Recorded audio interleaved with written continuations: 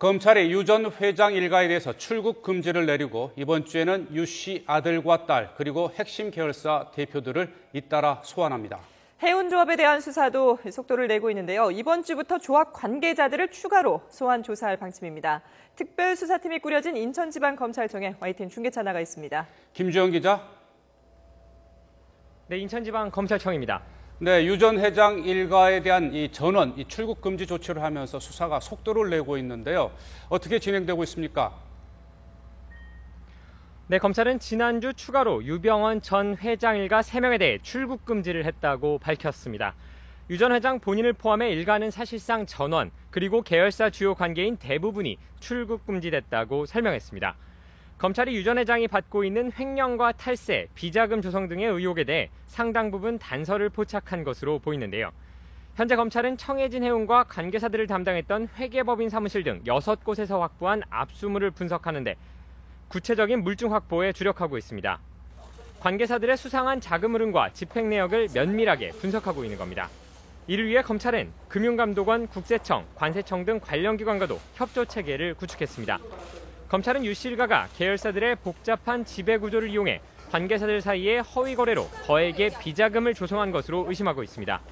또 계열사들이 컨설팅 비용 명목으로 유 전 회장 일가의 유령 회사들에 수백억 원을 보내 비자금을 만든 정황도 확보한 것으로 알려졌습니다.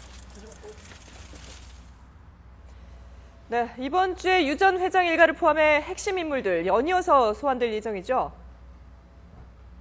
네, 그렇습니다. 이번 주에 유 씨 일가와 핵심 측근들이 줄 소환됩니다.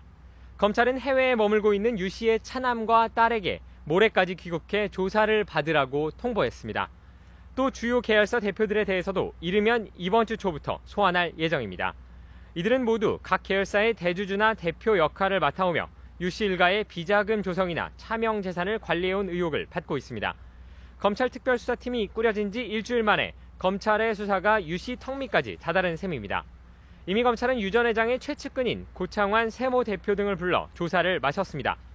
또 회사 내부 격리 직원과 퇴직자, 신입 직원 등을 참고인 신분으로 불러 조사를 진행했습니다. 유 전 회장이나 일가가 경영에 개입하거나 지시를 해온 중요한 진술이 확보된 것으로 알려졌는데요.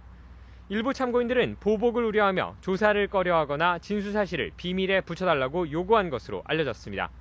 검찰은 아직까지 이들 참고인들에 대한 위협 등은 없었지만 만약 보복 등 협박이 실제로 있다면 공권력 도전으로 보고 엄벌할 것이라고 강조했습니다. 수사가 급물살을 타면서 유 전 회장의 소환 시기에 대해서도 관심이 모아지고 있는데요. 이번 주에 유 씨 자녀들과 핵심 측근들에 대한 소환 조사가 이뤄지는 만큼 유 씨도 예상보다 빠른 시기에 소환이 통보될 가능성이 높아 보입니다.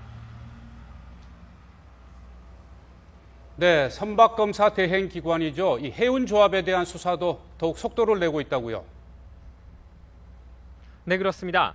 검찰 특별수사팀은 내일부터 한국해운조합 관계자들을 추가로 소환한다고 밝혔습니다. 검찰은 조합이 정관계 인사들에게 로비를 했다는 의혹을 수사하고 있었는데요. 지난주 해운조합 본사 등을 압수수색하고 직원 2명을 소환 조사한 데 이어 속도를 내고 있는 겁니다. 검찰은 확보한 압수물 분석과 참고인 조사를 통해 구체적인 증거를 확보한 것으로 보입니다. 특히 조합이 정부 부처 공무원들에게 고가의 상품권을 돌린 정황을 파악한 것으로 알려졌습니다. 이 과정에서 검찰은 일부 조합 관계자가 관련 문서 등 증거를 없애버린 정황도 함께 확인했습니다. 앞으로 검찰은 항만공사 등으로 수사 범위를 확대해 해운업계 전반에 걸친 구조적 비리를 밝혀낸다는 방침입니다. 지금까지 인천지방검찰청에서 YTN 김주영입니다.